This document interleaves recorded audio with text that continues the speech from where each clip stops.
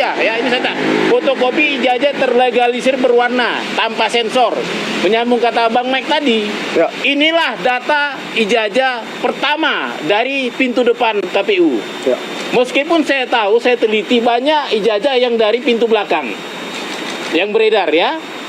Nah, ini nanti akan kita teliti. Tujuannya peneliti, mohon kita dibantu ya Pak publik. Isu ijazah ini kan sudah memecah kita jadi 2-3 kubu tadi. Nanti mari kita di medsos, di mana-mana kasih data yang benar. Ya. Yang pasti jangan sampai kita menjadi fitnah. Ya, jangan sampai kita terjebak perbuatan tidak menyenangkan, melanggar undang-undang. Kita ini bisa jadi peneliti dengan apa? Dengan data yang benar. Inilah data yang benar. Ini resmi dari KPU lembaga negara. Meskipun kan harus ingat bahwa ini memang benar data sekunder, tapi ini belum teruji secara klarifikasi maupun autentikasi. Artinya ini masih asumsi. Jadi mari kita meneliti dengan bijak. Artinya kalaupun nanti ini kita temukan benar atau salah, kita masih butuh yang namanya yang fisiknya, sumber fisik dari fotokopi ini. Ya.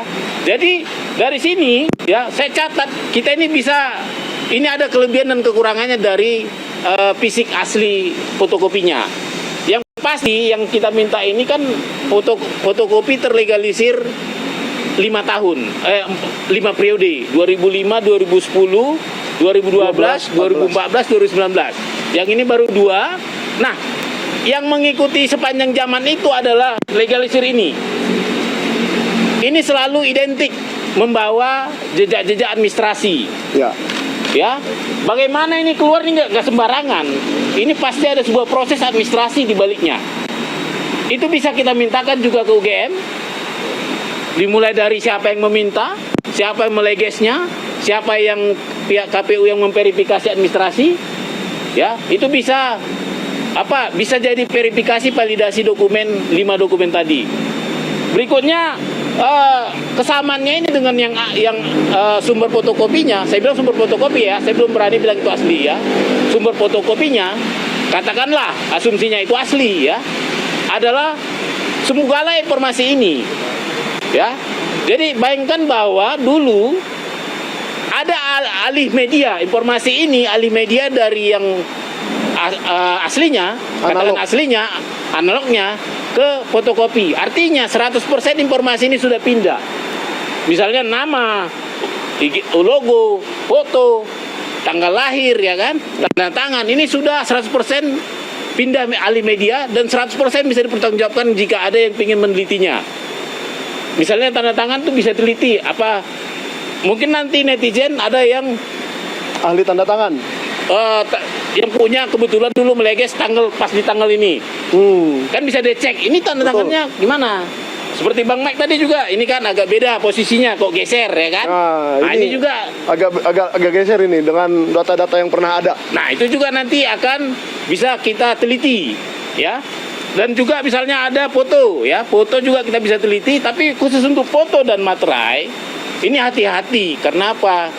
Foto dan ini tidak mengandung warna ya, walaupun katanya ini foto hitam putih, tapi mungkin kalau foto aslinya agak beda juga, nggak harus hitam putih sekali, tapi materai juga itu kan berwarna. Meskipun bisa kita lakukan analisis tapi terbatas, ya tetap terbatas misalnya bentuknya, ya dan seperti misalnya juga yang kita tidak bisa, kekurangan kita adalah kita tidak bisa uji dokumen fisik, uji forensik. Ya, kita tidak bisa uji usia kertas, kita tidak bisa uji usia tinta. Ya, kita tidak tahu ukuran aslinya. Ini kan A4 ya. Tapi kita tidak tahu ukuran aslinya bagaimana. Itu perlu diingat. Jangan pernah kita meneliti ke wilayah itu memakai sampel ini. Supaya jangan terjadi fitnah. Saya juga tidak suka kalau nanti beliau jadi difitnah. Memang benar kita publik, tapi tentu kita juga harus punya batas ya. Mana yang namanya meneliti dokumen publik, mana namanya melewati batas privasi.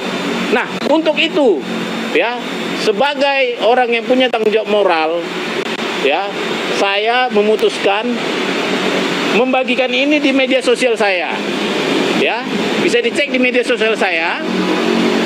Artinya kalau kalian mau meneliti, jangan pakai teliti yang dibikin orang lain. Ya. Takut saya nanti karena ada kebencian, tiba-tiba foto dirubah jadi apa gitu kan? Ya. Tanda tangan dirubah jadi apa sehingga kawan-kawan terjebak pada fitnah karena meneliti sampel yang tidak sekunder. Ini kan sekunder ya. Seperti itu. Jadi nanti silakan nanti mungkin nanti malam saya akan upload ini. Nah, mari kita berdiskusi seluruh Indonesia. Kita jadikan ini diskursus publik. Semua kita dari sini mari berbicara dengan gaya peneliti, tapi jangan sembarangan tuduh seperti itu. Dan yang terakhir nih saya mungkin harus mengucapkan terima kasih buat Bapak Prabowo ya yang tetap menjaga iklim demokrasi.